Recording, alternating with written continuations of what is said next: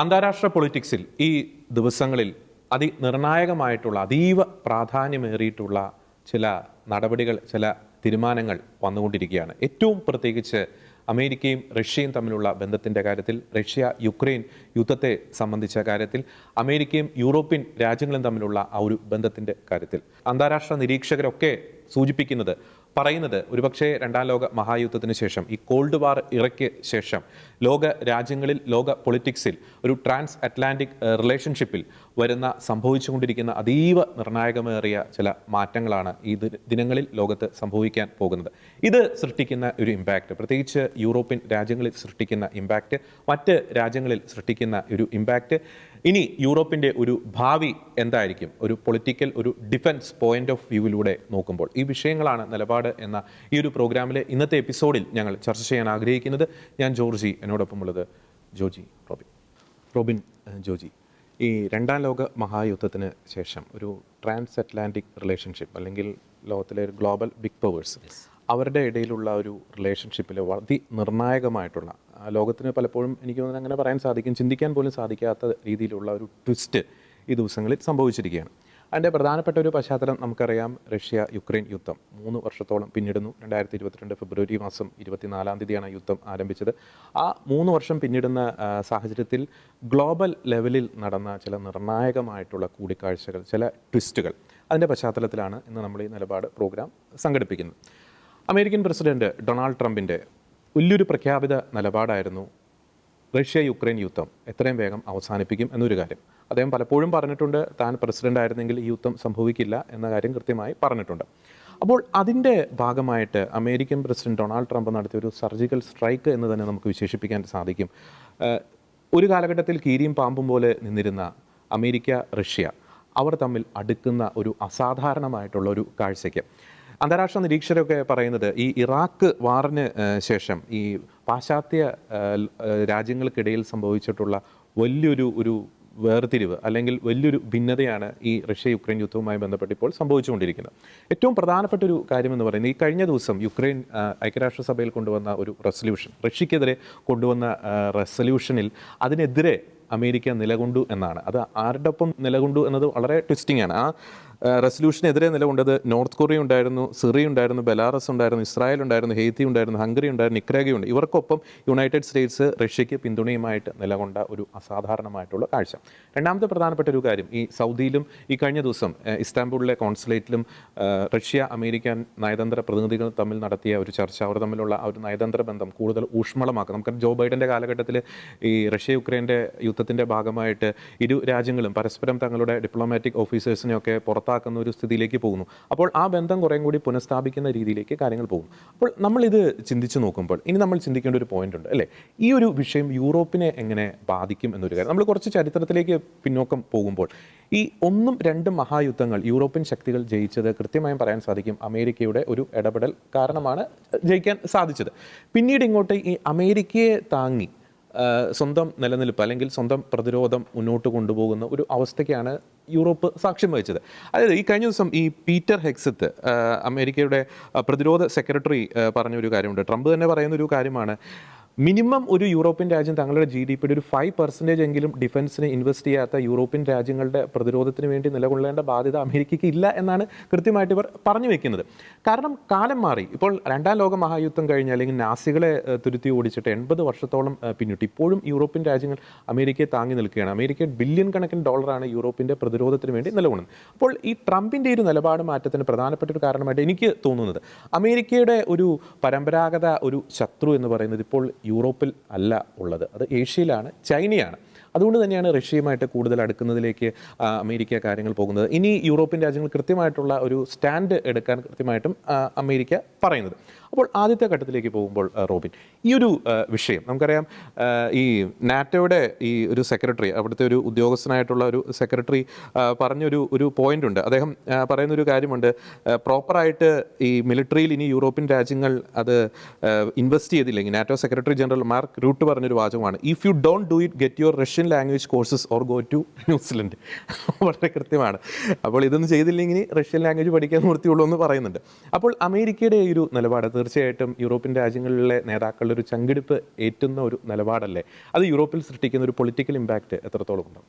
ഒന്നാമത് ഈ യൂറോപ്യൻ രാജ്യങ്ങളെക്കുറിച്ച് നമ്മൾ മനസ്സിലാക്കുമ്പോൾ ഈ ഒന്നാം ലോക മഹായുദ്ധത്തിന് മുൻപുള്ള യൂറോപ്പ് എന്ന് പറയുന്നത് ഇപ്പോൾ നമുക്കറിയാം ബ്രിട്ടൻ സൂര്യൻ അസ്തമിക്കാത്ത രാജ്യമായിരുന്നു. അന്ന് അവർക്ക് റിസോഴ്സസ് എന്ന് പറഞ്ഞാൽ ലോകമാസകലം അവർക്ക് റിസോഴ്സസ് ഉണ്ട്. അത് ചെറിയ ഈ ടൈനി ചെറുതായിട്ടുള്ള ഈ ബ്രിട്ടൻ അല്ല അന്നത്തെ ബ്രിട്ടൻ എന്ന് പറയുന്നത്. ഇപ്പം ഫ്രാൻസ് ആണെങ്കിലും ജർമ്മനി ആണെങ്കിലും അത് യൂറോപ്പിലെ എല്ലാ രാജ്യങ്ങളും അവർക്കെല്ലാം ലോകമാസകലം അവർക്ക് ഇൻഫ്ലുവൻസ് ഉണ്ടായിരുന്നു. അവരങ്ങനെയുള്ള രാജ്യങ്ങളായിരുന്നു. പക്ഷേ കാലം മാറി. ഇന്ന് ബ്രിട്ടൻ്റെ അവസ്ഥ, ഫ്രാൻസിൻ്റെ അവസ്ഥ, ജർമ്മനിയുടെ അവസ്ഥ എന്നൊക്കെ പറഞ്ഞാൽ അവരവരുടെ ആ ലൊക്കാലിറ്റിയിൽ ഒതുങ്ങി നിൽക്കുന്ന രാജ്യങ്ങളാണ്. ഈ പറയുന്ന അത്ര വലിയ ലോകമാസകാലം അത്ര വലിയ ഇൻഫ്ലുവൻസ് ഉള്ള രാജ്യങ്ങളൊന്നും അല്ല ഇവരെന്നുള്ളത് അവർ സ്വയം മനസ്സിലാക്കുന്നില്ല എന്നുള്ളത്. എന്ന് വെച്ചാൽ ആ പഴയ പാസ്റ്റ് ലെഗസിയിൽ ഇന്നും അവർ ജീവിക്കുകയാണ്.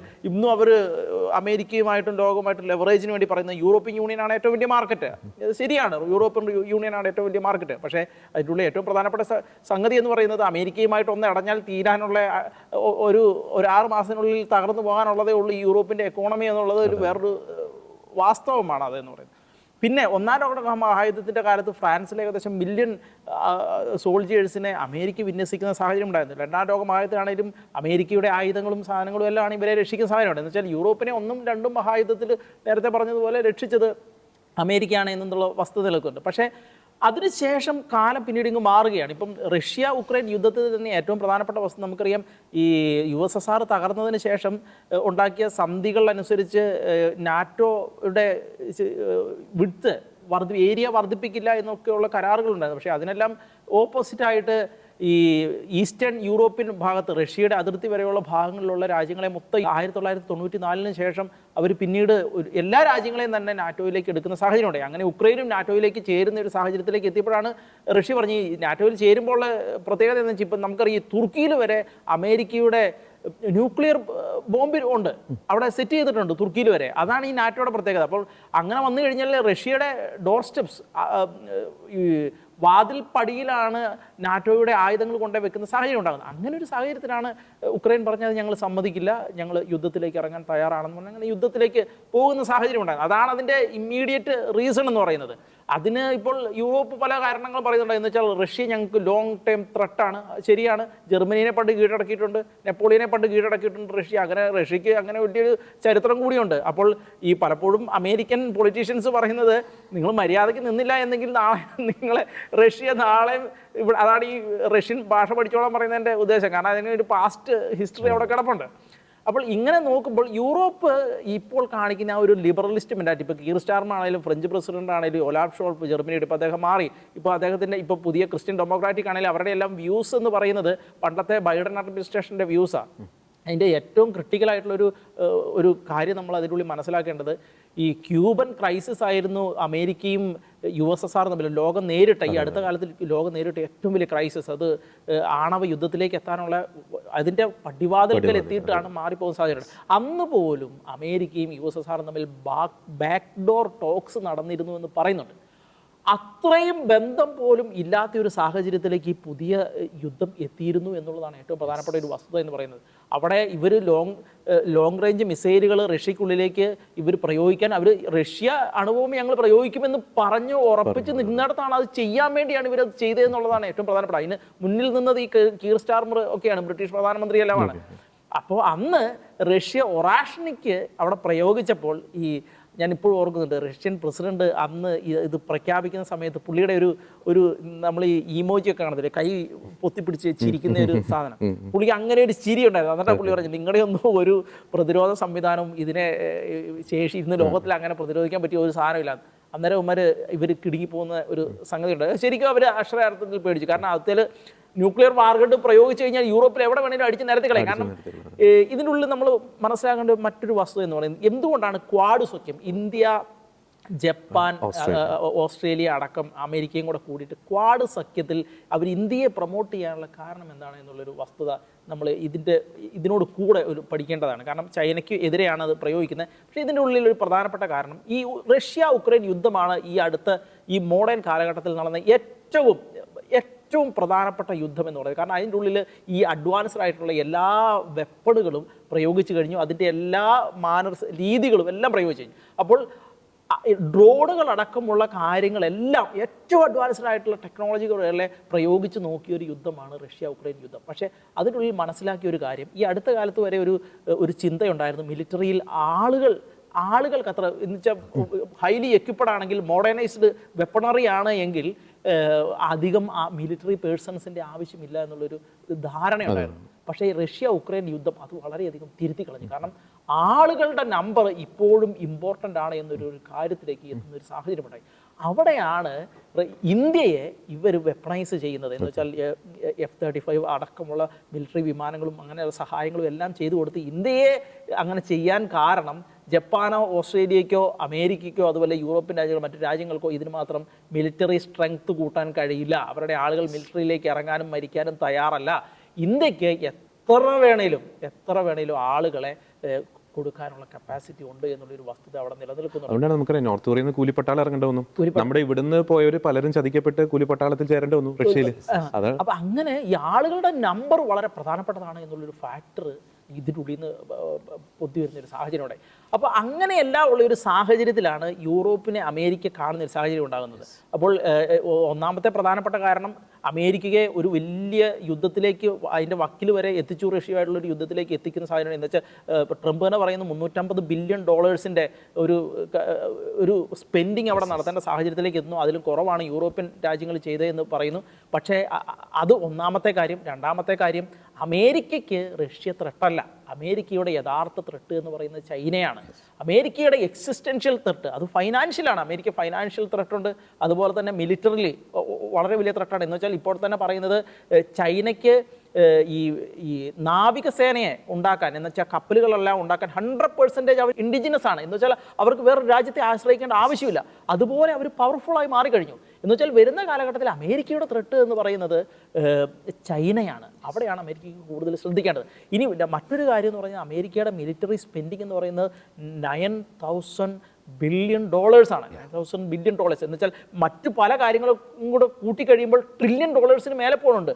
അപ്പോൾ അവരെ സംബന്ധിച്ച് അതിന് കോമ്പൻസേറ്റ് ചെയ്യുക എന്നുള്ള ഒരു പ്രധാനപ്പെട്ട സംഗതി കൂടിയുണ്ട്. കാരണം ഈ യൂറോപ്പ് ഏത് നേരം രക്തം ഊറ്റി കുടിക്കുന്ന രാജ്യങ്ങളായി മാറുന്നതിനെ അമേരിക്ക അധികം പ്രൊമോട്ട് ചെയ്യുന്നില്ല. കാരണം അതാണ് ഈ ബിസിനസ്സിനെ കൃത്യമായിട്ട്, ഈ ലോകത്തിലെ ബിസിനസ്സിനെ കൃത്യമായിട്ട് കാണാൻ കഴിയുന്ന ഒരു ഭരണാധികാരി അമേരിക്കയിൽ വന്നപ്പോൾ നയങ്ങൾ മാറ്റേണ്ട ആവശ്യമായി. കാരണം ഇന്ന് പഴയ പോലെ ഈ യൂറോപ്യൻ രാജ്യങ്ങൾ അത്ര ശക്തമല്ല. ഇന്നത്തെ ജിയോ പൊളിറ്റിക്സ് വ്യത്യസ്തമാണ്. ഇന്ന് അവരെ കഴിഞ്ഞും എല്ലാം വളരെ ശക്തമാണ്. ഇന്ത്യ എന്ന് പറയുന്ന രാജ്യം പോലും വളരെ ശക്തമാണ് മിലിറ്ററി അവരെ കഴിഞ്ഞുമെല്ലാം. കാരണം എന്ന് വെച്ചാൽ ഇന്ത്യയുടേതായ തനതായ ഹാർഡ്വെയർ ഉണ്ട്.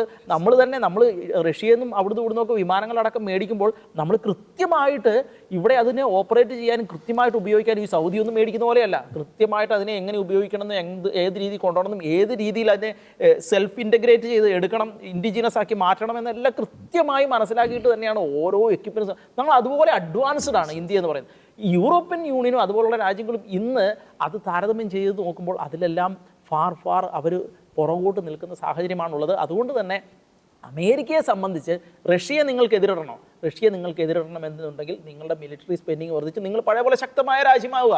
ഇനിയും അവരെ സഹായിക്കാൻ ഞങ്ങൾ ഒരുക്കമില്ല. കാരണം ഈ റഷ്യയുടെ ഈ ബേസുകൾ ഈ ലോകമാസകലം വന്നത് USSRനെ കൗണ്ടർ ചെയ്യാൻ വേണ്ടിയാണ്. പിന്നീട് USSR പോയി കഴിഞ്ഞപ്പോൾ പിന്നെ ഇതിനൊന്നും അത്ര വലിയ പ്രാധാന്യമില്ലാത്ത അവസ്ഥയിലേക്ക് മാറുന്ന സാഹചര്യമുണ്ടായി. ഇനി മറ്റൊരു ഏറ്റവും അഡ്വാൻസ്ഡ് ആയിട്ട് വന്ന ഒരു കാര്യം കൂടി എന്ന് വെച്ചാൽ ട്രംപിൻ്റെ ഈ നെഗോസിയേഷനിൽ വന്ന, ഇപ്പോൾ റഷ്യയുമായി നെഗോഷിയേഷൻ നടത്തിയപ്പോൾ നമുക്കറിയാം ലോകത്തിലെ ഏറ്റവും ഈ റയർ എർത്ത് മിനറൽസ്, ഇന്നത്തെ അഡ്വാൻസ്ഡ് ആയിട്ടുള്ള ടെക്നോളജിക്ക് ഏറ്റവും ആവശ്യമായിട്ടുള്ള കാര്യങ്ങളാണ്.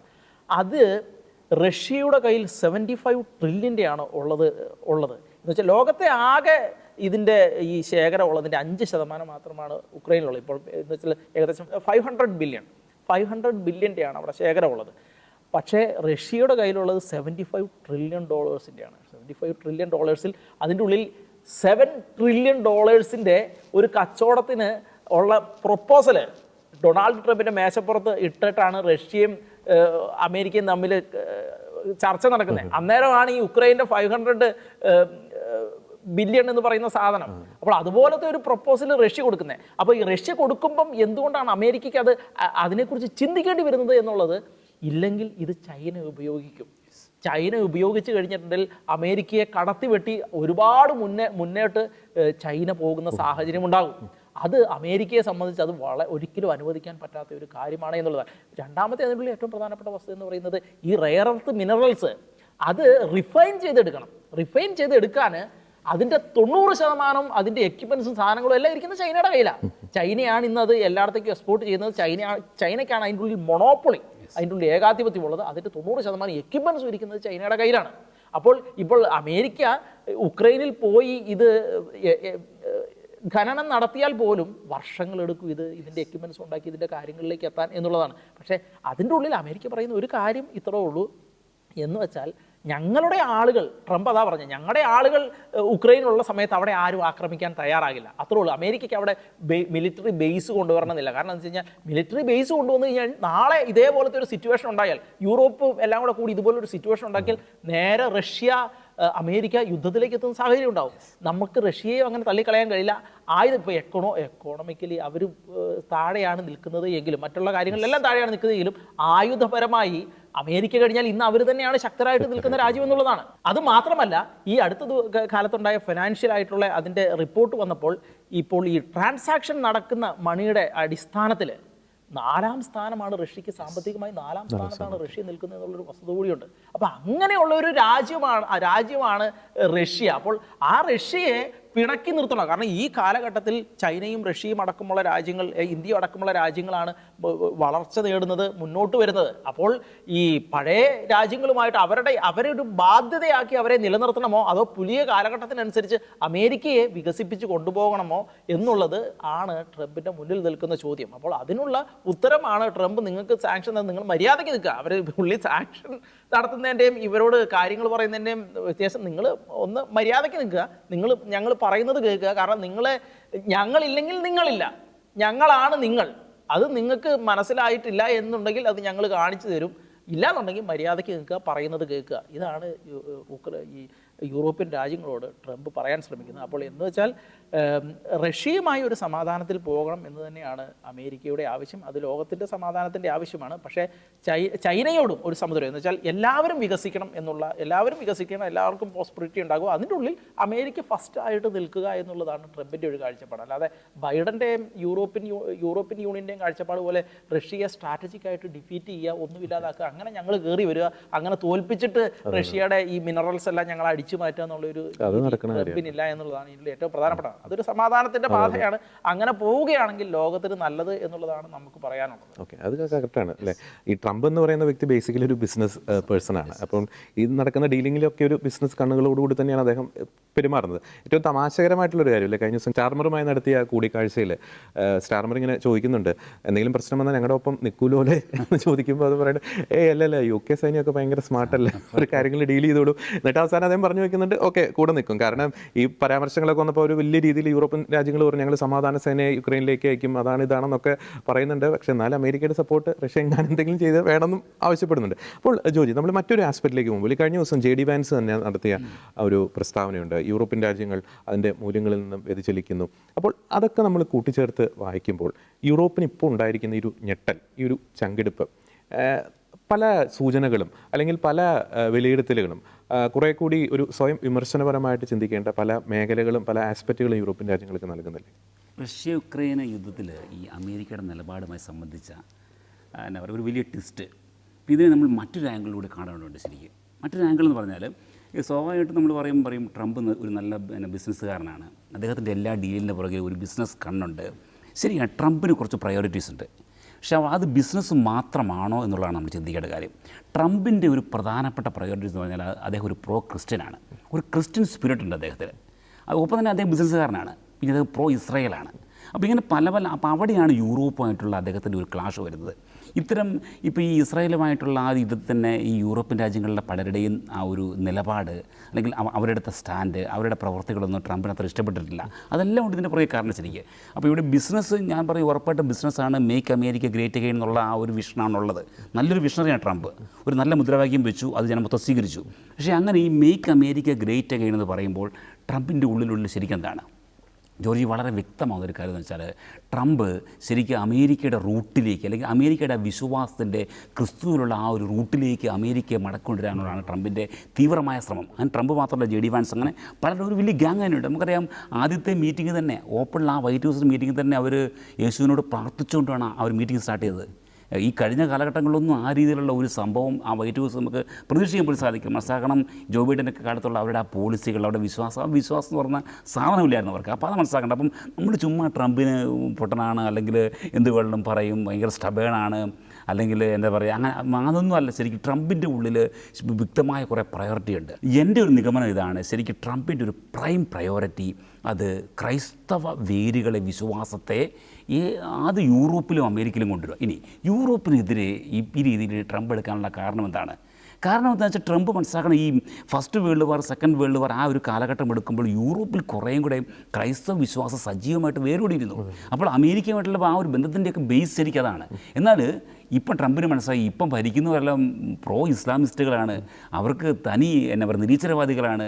ഇനിയും മറ്റൊരു രീതി പറയുകയാണെങ്കിൽ അവർ ഒരു ഡീപ് സ്റ്റേറ്റിൻ്റെ ഭാഗമാണ്, ഒരു ബഹുസ്വര കമ്മ്യൂണിറ്റിയെ പ്രൊമോട്ട് ചെയ്യണം. അപ്പോൾ യൂറോപ്പിൻ്റെ ഐഡൻറ്റിറ്റിയിൽ എന്താ പറയുക, ട്രംപിന് യാതൊരു ഇതുമില്ല, യാതൊരു വിശ്വാസവും ഇല്ലാത്ത അവസ്ഥ. അപ്പോൾ അങ്ങനെയുള്ള കീർ സ്റ്റാർമറെയോ അല്ലെങ്കിൽ മാക്രോണെയോ ഇനി അങ്ങനെയുള്ള പ്രൊമോട്ട് ചെയ്യേണ്ട കാര്യം എന്താണ്? അപ്പം ഇൻഡയറക്റ്റ് ആയിട്ട് ട്രംപ് പറഞ്ഞു വെക്കുന്നത്, നിങ്ങൾ നിങ്ങളുടെ ആ റൂട്ടിലേക്ക് തിരികെ പോകുന്നില്ല എങ്കിൽ അമേരിക്കയുടെ ഒരു സഹായം ലഭിക്കുമെന്ന്, അല്ലെങ്കിൽ അമേരിക്ക നിങ്ങളുടെ കൂടെ നിൽക്കും, നിങ്ങൾ വിശ്വസിക്കുകയോ വേണ്ട. ഉറപ്പായിട്ടും അതിനുവേണ്ടി ട്രംപ് ബിസിനസ് എന്ന ആ ഒരു പേര് പറയുന്നു. അല്ല, ഉറപ്പായിട്ട് ബിസിനസ്സും വേണം. ഇതെല്ലാം വളരെ ആ ട്രംപ് ഒരു പൊളിറ്റീഷ്യനാണല്ലോ. ട്രംപ് ഒരിക്കലും ഒരു സുരക്ഷാ പ്രഘോഷണമല്ല, മറിച്ച് ഒരു പൊളിറ്റീഷ്യനാണ്. അപ്പോൾ ഈ പൊളിറ്റീഷ്യൻസിൻ്റെ ആ ഒരു ആംഗിളിൽ ട്രംപ് വളരെ വ്യക്തമായി പറഞ്ഞുള്ള കാര്യമാണ്. ഇനിയും മറ്റു ജെ ഡി വാൻസ് എന്താ പറഞ്ഞു? ജെ ഡി വാൻസ് പറഞ്ഞു, കീർ സ്റ്റാർമറിൻ്റെ മുഖത്ത് നോക്കി പറഞ്ഞു, നിങ്ങളുടെ ഇവിടെ ഫ്രീ സ്പീച്ചിനുള്ള സ്വാതന്ത്ര്യമില്ല. അവിടെ ഇൻഡയറക്റ്റായിട്ട് പുള്ളിക്കാരൻ ഹിൻഡ് ചെയ്തത് ഈ ക്രിസ്ത്യൻ വിശ്വാസത്തെയും അല്ലെങ്കിൽ ക്രിസ്ത്യാനിറ്റികൾ പ്രാർത്ഥിക്കുന്നതിനൊക്കെ തടഞ്ഞതിനെക്കുറിച്ചാണ്. പലപ്പോഴും അവിടെ ക്രിസ്ത്യൻ ആ ഒരു വിശ്വാസികൾക്ക് അവരുടെ വിശ്വാസം പ്രാക്ടീസ് ചെയ്യാൻ പറ്റാത്ത പല രീതിയിലുള്ള നിയമങ്ങൾ, ആ രീതിയിലുള്ള ആക്ഷൻസ് എല്ലാം ഉണ്ടായിട്ടുണ്ട്. അപ്പോൾ അതിനെക്കുറിച്ചെല്ലാം വളരെ കൃത്യമായിട്ട് പറയുകയാണ്. അപ്പോൾ ഇതാണ് ജോർജ് ഇതിൻ്റെ ഉള്ളിലുള്ള മറ്റൊരു വലിയ പോയിന്റ്. ഇതാണ് ശരിക്ക് അമേരിക്കയുടെ ആ സപ്പോർട്ട് യൂറോപ്പിന് വീണ്ടും കിട്ടണമെന്നുണ്ടെങ്കിൽ യൂറോപ്പിൻ്റെ റൂട്ടിലേക്ക് തിരികെ പോകണം. അല്ല, മറ്റൊരു രീതി പറയെങ്കിൽ നമ്മൾ ഇതൊക്കെ ഒരു ദൈവത്തിൻ്റെ പ്രവൃത്തിയാണ് പറയാൻ സാധിക്കും. കാരണം യൂറോപ്പ് ഇന്നിപ്പം എന്താ പറയുക, യൂറോപ്പിന് ഇതിപ്പോൾ ആ ഒരു ഐഡൻറ്റിറ്റി നഷ്ടപ്പെട്ടിരിക്കുകയാണ്. പഴയ വലിയ എന്താ പറയുക ഭയങ്കര പണക്കാരാണെന്നുള്ള പേര് മാത്രമേ ഉള്ളൂ. ഫ്രാൻസിനാണെങ്കിലും ബ്രിട്ടൻ ആണെങ്കിലും ജർമ്മനി ഇത്. പക്ഷേ ഇന്നിപ്പോൾ ഇവർക്ക് അമേരിക്കയിൽ നിൽക്കേണ്ട, അല്ലെങ്കിൽ റഷ്യയുടെ കയ്യിൽ നിന്ന് അവർക്ക് എന്താ പറയുക അടി മേടിക്കണമെങ്കിൽ, ചൈനയുടെ നിന്ന് അവർക്ക് അടി കിട്ടണമെങ്കിൽ അവർക്ക് അമേരിക്കയെ ഉറപ്പായിട്ട് ആ ഒരു അവസ്ഥയിലേക്ക് ദൈവം വരുത്തുകയാണ്. ഇപ്പോൾ ഈ ഒരു അവസ്ഥയിൽ യൂറോപ്പിൽ അവർ തിരിച്ചു ചിന്തിക്കേണ്ടത്. ഇനി മറ്റൊരു കാര്യം പറയുകയാണെങ്കിൽ പല പാർട്ടികളും അല്ല യൂറോപ്പിലെ ജനങ്ങളെല്ലാം ട്രംപിൻ്റെ പല പോളിസികളിലും അവർ സംതൃപ്തരാണ്. അവർക്ക് തന്നെ അറിയാം, അവർക്ക് തന്നെ പലർക്കും മനസ്സിലാവുന്നുണ്ട് ശരിക്കും ഞങ്ങളുടെ രാജ്യം എങ്ങോട്ടാണ് പോകുന്നത്. ട്രംപ് പറയുന്നതാണ്, നിങ്ങളുടെ പണം കൊടുത്ത് നിങ്ങൾ എന്തിനും ഇസ്ലാമിസ്റ്റുകളെ തീറ്റിപ്പോറ്റും. നിങ്ങൾ ഈ ആവശ്യമില്ലാത്ത രീതിയിലുള്ള അലവൻസുകൾ എല്ലാം ഉദാരമായി കൊടുത്ത് ഇതൊക്കെ ആരാ ടാക്സാണ് പോകുന്നത്? അപ്പോൾ അമേരിക്ക തൽക്കാലം അമേരിക്കയുടെ ടാക്സ് കൊണ്ട് നിങ്ങളെപ്പോലുള്ള ആൾക്കാരെ സംരക്ഷിക്കാൻ താല്പര്യമില്ല, അല്ലെങ്കിൽ നിങ്ങൾ സംരക്ഷിക്കുന്നത് ഇസ്ലാമിസ്റ്റുകളെ അല്ലെങ്കിൽ തീവ്ര സ്വഭാവമുള്ളവരാണ്. ആ രീതിയിലുള്ള ഞങ്ങൾക്ക് സംരക്ഷിക്കാൻ താല്പര്യമില്ല, ഞങ്ങൾക്ക് അതിന് പണം മുടക്കാനുമില്ല. ഇനി അത് കാരണം തന്നെ റഷ്യ ഞങ്ങളുടെ ശത്രുവല്ല. കാരണം റഷ്യയുടെ ഇപ്പോൾ ശരിക്കും മനസ്സിലാക്കണം ഈ നാറ്റോടൊക്കെ പ്രസക്തി ഉണ്ടോ എന്ന്. അതാണ് ട്രംപിൻ്റെ ഒരു ചോദ്യത്തിൻ്റെ മറ്റൊരു അർത്ഥമാണ്. നാറ്റോടൊക്കെ പ്രസക്തി എന്താ? കാരണം USSR ഇന്നില്ല, വാഴ്സോ ഇന്നില്ല, പിന്നെ തന്നെ നാറ്റോടെ ആവശ്യം. അപ്പോൾ നമ്മൾ ചെയ്യുമ്പോൾ തന്നെ പണം വേസ്റ്റ് ചെയ്യുന്നേ. നമുക്ക് സമാധാനം ഇപ്പോൾ ഒരു മനസ്സിലാക്കണം, അമേരിക്കയെ പോലുള്ള ഇത്രയും പ്രബലമായ ഒരു രാജ്യത്തിൻ്റെ പ്രസിഡന്റ് പറയുകയാണ് നമുക്ക് സമാധാനം മതി എന്ന് പറഞ്ഞാൽ ആർക്കും അനയാൻ പറ്റും. വേണ്ട ഞങ്ങൾക്ക് യുദ്ധമാണെന്ന് പറയാൻ പറ്റുമോ? ആ അവസ്ഥയിലേക്ക് എത്തിക്കുകയാണ് ശരിക്കും. അപ്പോൾ നല്ലൊരു എന്താ പറയുക, നല്ലൊരു ട്രിക്ക്, നല്ല ബുദ്ധി ഉപയോഗിച്ചുള്ള ഒരു ഗെയിമാണ് ഇവിടെ നടക്കുന്നത്. അപ്പം ഗെയിമിനുള്ളിലൂടെ ഞാൻ ഉറപ്പ് പറയും ട്രംപിൻ്റെ കുറച്ച് നമുക്ക് ആ ട്രംപിൻ്റെ പ്രയോറിറ്റി മനസ്സിലാക്കണം. അദ്ദേഹം ഒരു പ്രോ ക്രിസ്ത്യനാണ്, പ്രോ ഇസ്രായേലാണ്. അതേപോലെ അത് ശരിക്കും അപ്പോൾ ഇത്തരത്തിലുള്ള ഐഡിയകളെല്ലാം അദ്ദേഹത്തിന് ശരിക്കും എന്താ പറയുക തൻ്റെ ആ ഒരു നയത്തിൽ വളരെ വ്യക്തമായിട്ടുണ്ട്. അപ്പോൾ അതിനോട് യൂറോപ്പ് അങ്ങോട്ട് കടന്നു വരണം, യൂറോപ്പ് നശിക്കരുത്, അതാണ് അദ്ദേഹത്തിൻ്റെ ആഗ്രഹം. അത് ഒപ്പം തന്നെ അദ്ദേഹത്തിന് ഇവിടെ പിന്നെ റോബിൻ പറഞ്ഞ പോലെ മെയിൻ എതിരാളി ചൈനയാണ്. കാരണം വെച്ചാൽ ചൈനയിലുള്ള കമ്മ്യൂണിസ്റ്റ് നിരീക്ഷിച്ചിട്ടും അത് മറ്റൊരു എക്സ്ട്രീം ലെവലിലാണ് പോകുന്നത്. അപ്പോൾ അതിന് തടയിടാൻ റഷ്യയുടെ സഹായം കൊണ്ട് ആരും വേണ്ടി ട്രംപ് കൂട്ടുപിടിക്കും. അപ്പോൾ ആ ഒരു അവസ്ഥയിലേക്കാണ് പോകും. അപ്പോൾ അതാണ് ഈ രീതിയിലുള്ള ഒരു ട്വിസ്റ്റിന് കാരണം.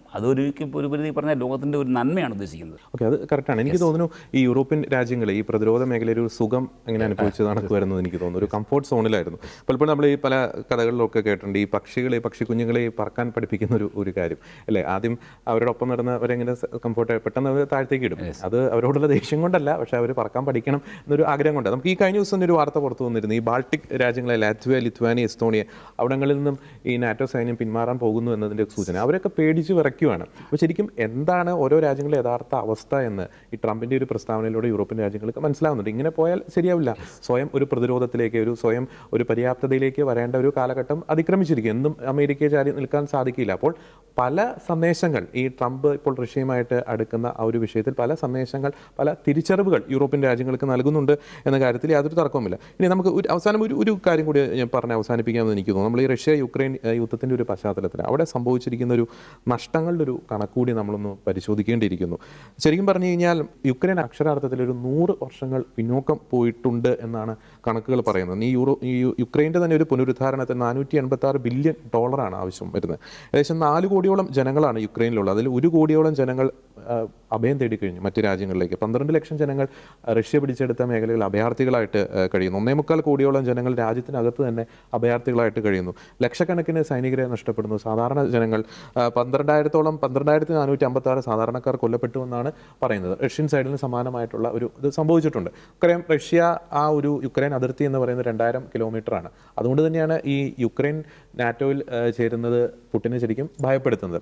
പക്ഷേ എങ്കിൽ പോലും ഒരു പ്രാക്ടിക്കലായിട്ടുള്ള ഒരു സൊല്യൂഷൻ ഇനി ഇങ്ങനെ പോയാൽ ശരിയാവത്തില്ല. ഇരു രാജ്യങ്ങൾക്ക് നഷ്ടം കൃത്യമായിട്ടും സംഭവിച്ചിട്ടുണ്ട്. ഇനി ഇങ്ങനെ പോയാൽ ശരിയാവില്ല. എത്രയും വേഗം ഒരു സൊല്യൂഷനിലേക്ക് വരണം. കാരണം റഷ്യക്കാണെങ്കിൽ ജയിക്കാൻ സാധിക്കുന്നില്ല, യുക്രൈൻ ആണെങ്കിൽ കീഴടങ്ങുന്നില്ല. അപ്പോൾ തീർച്ചയായിട്ടും ഒരു ജിയോ പൊളിറ്റിക്സിൽ വരും ദിവസങ്ങളിൽ വളരെ നിർണായകമായിട്ടുള്ള ചില മാറ്റങ്ങൾക്ക് ലോകം സാക്ഷ്യം വഹിക്കാൻ പോകുന്ന ദിനങ്ങളായിരിക്കാം ഒരുപക്ഷെ വരുന്നത്. ലോകം ഇതുവരെ കണ്ടിട്ടില്ലാത്ത ചില കോയിലേഷൻസ്, ചില സഖ്യങ്ങൾ രൂപപ്പെടാനുള്ള എല്ലാ സാധ്യതയുമുണ്ട്. ലോകം ഇന്നുവരെ കണ്ടിട്ടില്ലാത്ത, കേൾക്കാത്ത അതിനിർണായകമായിട്ടുള്ള ചില വാർത്തകൾക്കായിരിക്കും ഇനി വരും ദിവസങ്ങളിൽ ലോകരാജ്യങ്ങൾ സാക്ഷ്യം വഹിക്കാൻ പോകുന്നത്. പ്രത്യേകിച്ച് അമേരിക്കയും റഷ്യയും തമ്മിലുള്ള ആ ഒരു ബന്ധം, യൂറോപ്യൻ രാജ്യങ്ങളിൽ സംഭവിക്കാൻ പോകുന്ന ചില മാറ്റങ്ങൾ, ഇതിൻ്റെ എല്ലാം കോർ റീസണായിട്ട് നമുക്ക് ചൂണ്ടിക്കാണിക്കാൻ സാധിക്കുന്നത് ഇനി ലോകക്രമത്തെ കുറച്ച് വർഷങ്ങൾക്ക് എങ്കിലും ലോകക്രമത്തെ നിയന്ത്രിക്കുന്നത് ഡീപ് സ്റ്റേറ്റ് ആയിരിക്കില്ല, ഇലുമിനാറ്റി പോലുള്ള നിഗൂഢ സംഘങ്ങളായിരിക്കില്ല. തീർച്ചയായിട്ടും ഒരു പ്രോ ക്രിസ്ത്യൻ ആംഗിളിലൂടെ, ഒരു ക്രൈസ്തവമായിട്ടുള്ള ആംഗിളിലൂടെ ഉറച്ച നിലപാടെടുക്കുന്ന നേതാക്കളായിരിക്കും എന്ന കാര്യത്തിൽ യാതൊരു തർക്കവുമില്ല. അമേരിക്കൻ പ്രസിഡന്റ് ഡൊണാൾഡ് ട്രംപ് ഈ ദിവസങ്ങളിൽ അദ്ദേഹം പ്രസിഡന്റായിട്ട് സ്ഥാനം ഏറ്റെടുത്തതിന് ശേഷം ഈ ദിവസങ്ങളിൽ എടുത്തുകൊണ്ടിരിക്കുന്ന പല തീരുമാനങ്ങളും അതുതന്നെയാണ് നമുക്ക് സൂചന നൽകുന്നത്. തീർച്ചയായിട്ടും ലോകത്തിൽ സമാധാനം പുലരട്ടെ. റഷ്യ യുക്രൈൻ യുദ്ധത്തിന് എത്രയും വേഗം ഒരു അന്ത്യം വരട്ടെ. ആരാണ് യഥാർത്ഥ ശത്രുക്കൾ എന്ന് തിരിച്ചറിയാനുള്ള ഒരു വിവേകം ലോക രാജ്യങ്ങൾക്ക് ഉണ്ടാകട്ടെ. ഒപ്പം മറ്റൊരു പ്രധാനപ്പെട്ട ഒരു കാര്യം കൂടി പറയാൻ ആഗ്രഹിക്കുന്നു. മാറിവരുന്ന ഒരു ലോകക്രമത്തിൽ നമ്മുടെ മാതൃരാജ്യമായ ഇന്ത്യക്കും വളരെ വലിയൊരു പ്രാധാന്യം ഉണ്ട് എന്നൊരു കാര്യം കൂടി പറയാൻ ആഗ്രഹിക്കുന്നു. അതുകൊണ്ട് തന്നെ ലോകരാജ്യങ്ങൾ വിവേകത്തോടുകൂടി, പക്വതയോടുകൂടി, പ്രത്യേകിച്ച് യൂറോപ്പിൻ്റെ കാര്യം എടുക്കുകയാണെങ്കിൽ തങ്ങളുടെ ക്രൈസ്തവ വേരുകളിലേക്ക് തിരിച്ചു വരിക. ഇപ്പോൾ ലഭിക്കുന്ന ഈ ഒരു തിരിച്ചടികളിൽ നിന്ന് പാഠം ഉൾക്കൊണ്ട് സ്വയം വിമർശനപരമായി ചിന്തിച്ചുകൊണ്ട് തിരുത്തേണ്ട കാര്യങ്ങൾ തിരുത്തിക്കൊണ്ട് പഴയ സമത്വസുന്ദരമായിട്ടുള്ള ആ ഒരു യൂറോപ്യൻ ഭൂഖണ്ഡം അതിലേക്ക് തിരിച്ചു വരുവാൻ യൂറോപ്യൻ രാജ്യങ്ങൾക്ക്, യൂറോപ്പിലെ രാഷ്ട്രീയ നേതാക്കൾക്ക് സാധിക്കട്ടെ. ലോകത്ത് സമാധാനം പുലരട്ടെ. എല്ലാ യുദ്ധങ്ങളും എന്നേക്കുമായി അവസാനിക്കട്ടെ എന്ന ഒരു നിലപാട് അറിയിച്ചുകൊണ്ട് മറ്റൊരു വിഷയത്തിലെ നിലപാടുമായി ഞങ്ങൾ വീണ്ടും വരുന്നതായിരിക്കും. എല്ലാ പ്രിയപ്പെട്ട പ്രേക്ഷകർക്കും നന്ദി.